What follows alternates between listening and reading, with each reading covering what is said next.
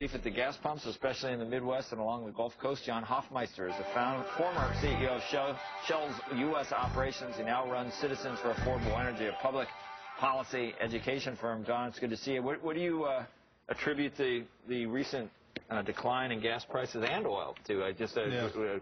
Worries about the global economy? Yeah, I think it's mainly lack of economic growth. When I was bullish, a year ago and talked about $5 for a gallon of gasoline, we got close to that. But, it was predicated on 3% growth in the U.S., and we're not seeing anything near 3% growth. You think traders at this point are looking around the globe at China and Europe and everywhere else? And yeah, there's a sagging, I think it's a sagging growth issue, but also something else has been going on that nobody talks about. The Saudis, I think, have been teaching the hardliners in OPEC a lesson. If you remember a year ago, the Saudis wanted to increase production, and the hardliners said no. Well, the Saudis went ahead anyway and increased production, and they've been running about 2 million barrels a day over their average of 8 million barrels, and that's built up a bit of a glut.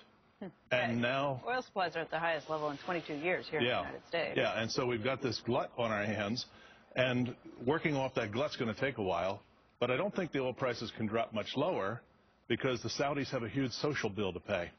And they need prices up around 100. The Saudis have done right by us in the sense they have. That not only did Naimi raise production, he was very detailed about where it was coming from, trying to dispel the doubts in the market that they really have this excess production. Yeah, they love us. They've trained us where we think $91 is a real bargain. Thank you so much. That's right, Joe. Thank you. It's so cheap. What we do for you? They did seem to go. I used to cover them. They did seem to go the extra mile. What we have got to do in this country, we've got to move natural gas into transportation fuels.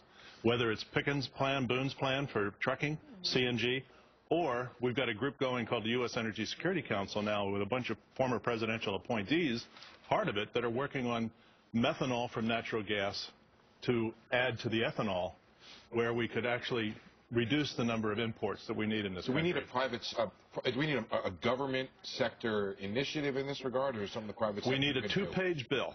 There's a two-page bill already in both houses, and it calls for open fuel standards, which means competition for fuel, which means flex fuel vehicles. We've got to convince. What's preventing it right now? Partisanship in action. But wait, would this be government subsidies to make this happen? Or no government subsidies at all. Not a penny of government subsidies. Why would you pass a two-page bill when you can pass a 2,000-page bill? They wouldn't. Keep it simple.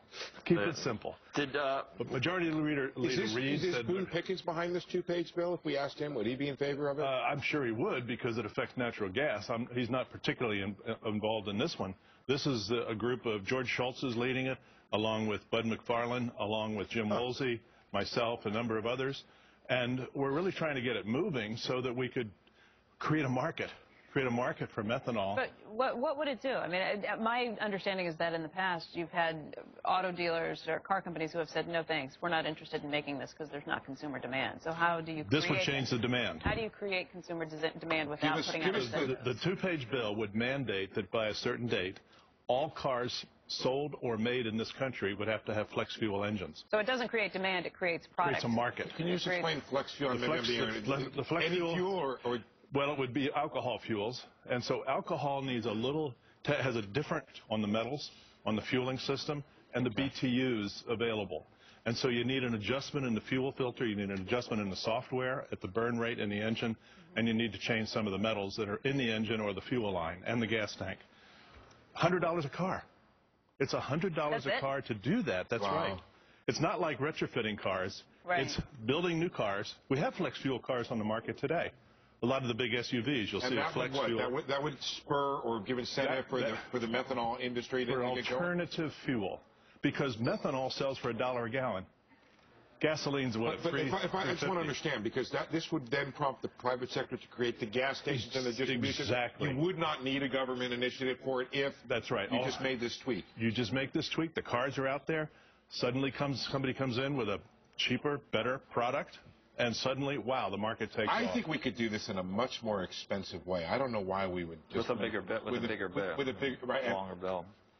John, the Straits of Hormuz are fine now? I mean, But that's gone. All those worries. Why? Did someone talk Netanyahu out of where there's no conjecture? I don't read anything in the paper about it anymore. I suspect that there's a little quiet period here to see if these negotiations will do anything. And Iraq is back to where it was before? Iraq is back, but it just got there. It just got there. Libya's?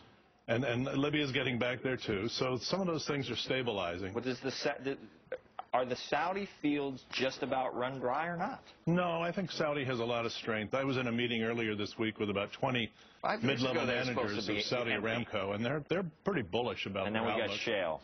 Yeah, and shale's a big deal. It's a very big deal. But the thing is, trees don't ever grow to the sky. We know that. The amount of product coming out of shale declines very quickly. And so you got to do a lot more drilling to keep up so you can grow for a bit.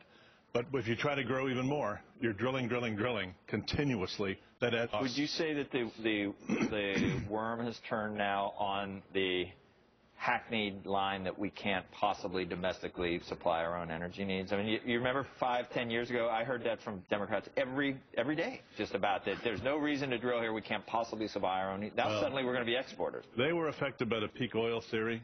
I've never accepted the peak oil theory. There's always going to be technology. There's always going to be ways to do more.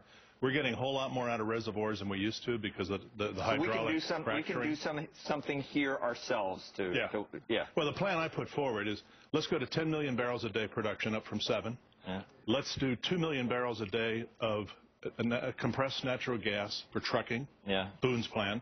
Let's do 3 million barrels a day of methanol from natural gas and coal. Yeah. That gets us to the equivalent of 15 million barrels a day in a country that needs 20. 20. We're getting better mileage with fuel-efficient cars. Get the rest from Keystone. Get the rest from Canada and Mexico. You're absolutely right. It's a North American market that we que take care of with North American supplies. All right. Thank you. What's the name of the bill again that we want to look for? It's an open fuel standard. Oh, so if I Google open fuel standard, that give me the 2-page bill? It should, yes. Excellent. John, thanks a lot. Great talking to you. Still to come this morning, Squawk is kicking off Memorial Day weekend with 3 all-star markets.